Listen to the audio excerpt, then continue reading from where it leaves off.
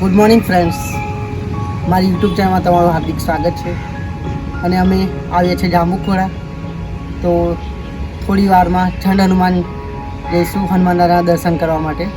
તો મળીએ બ્લોગમાં.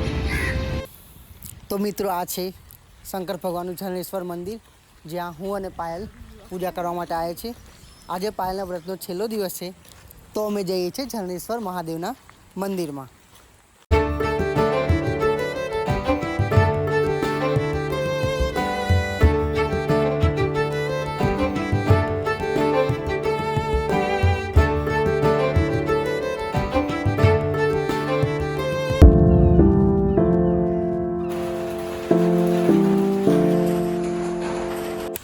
આ છે મંદિરની બાજુમાં આવેલું પાણીનું કુંડ.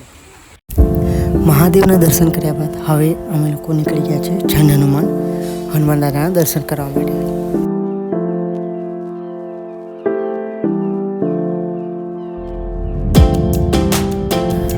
આજનું વાતાવરણ એટલું મસ્ત છે કે ડુંગર પણ વાદળોની અંદર ઢંકાઈ ગયો છે. ચોમાસાની ઋતુ અને આટલું સુંદર વાતાવરણમાં બુલેટ પર બેસીને ફરવા જવાની મજા જ કંઈ અલગ છે.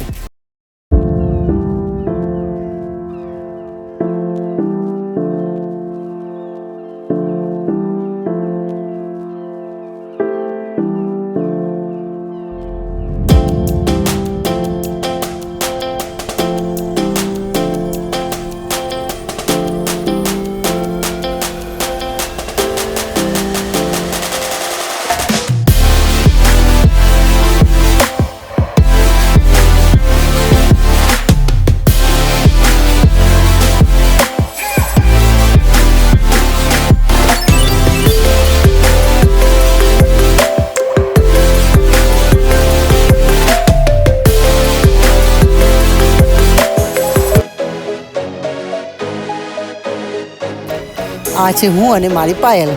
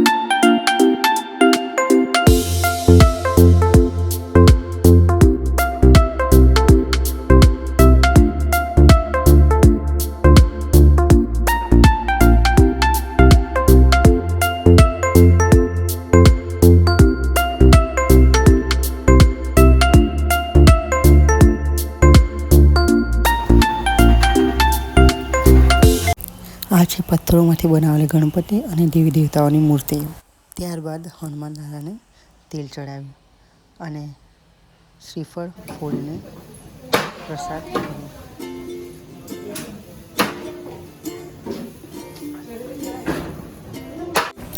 આ હનુમાન દાદાની મૂર્તિ છે, જે પથ્થરમાંથી બનાવેલ, જેની ઊંચાઈ 18 ફૂટ છે.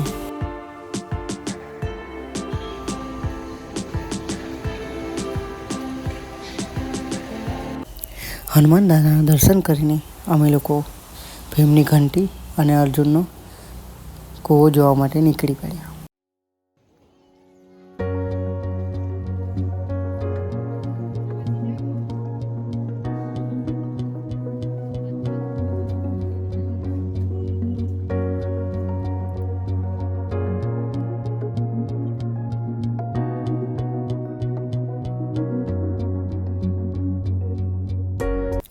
વાંદરાઓને અમે કેળા ખવડાવી જ રહ્યા હતા અને એટલી વારમાં જ એક વાંદરું આવીને કેળાની આખી થેલી લઈને ભાગી ગયું.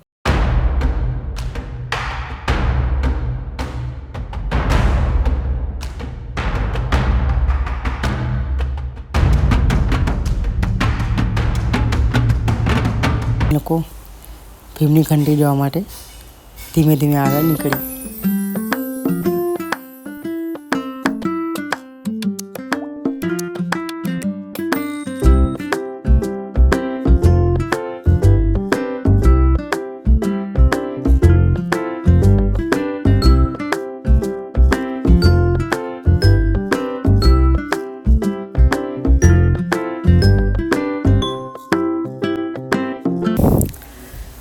આ છે જંગલનો સુંદર નજારો.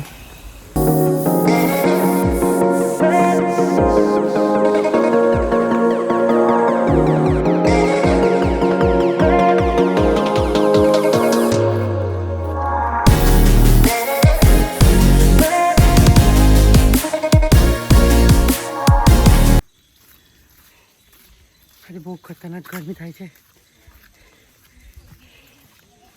વરસાદ આવજાવ કરે છે. થોડું પલળી બી ગયા છે અમે. અહીંયાના લોકોની એક પ્રકારની માન્યતા છે કે પથ્થરના 7 માળ બનાવો તો ભવિષ્યમાં તમારું ઘર પણ 7 માળનું બને.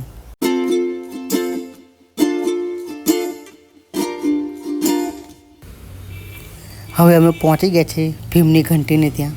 તો ચલો તમને ભીમની ઘંટી બતાવો. પાંડવો વનવાસ દરમિયાન અહીં રહેતા હતા ત્યારે ભીમ આ ઘંટીથી અનાજ દાળ દળતો હતો. ભીમની ઘંટી જોઈને હવે અમે નીકળી ગયા છીએ અર્જુને બનાવેલો કુંડ જોવા માટે. રસ્તામાં વાંદરાઓને થોડા બિસ્કિટ પણ ખવડાવ્યા.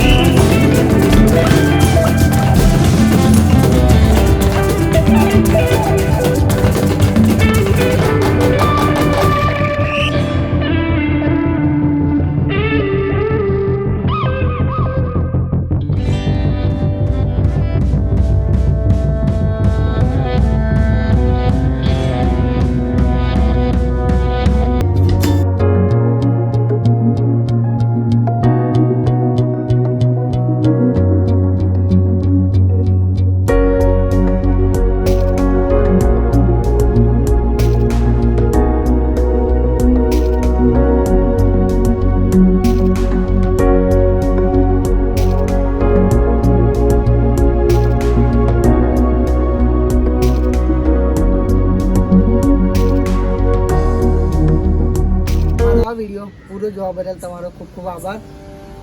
જો તમને વિડીયો પસંદ આવ્યો હોય તો લાઈક, શેર અને સબસ્ક્રાઈબ કરવાનું ભૂલતા નહીં અને તમારું નોટિફિકેશન ઓન રાખજો જેથી હું નવો વિડીયો મૂકું તો તમને નોટિફિકેશન દરમિયાન નવા વિડીયોની જાણકારી મળે.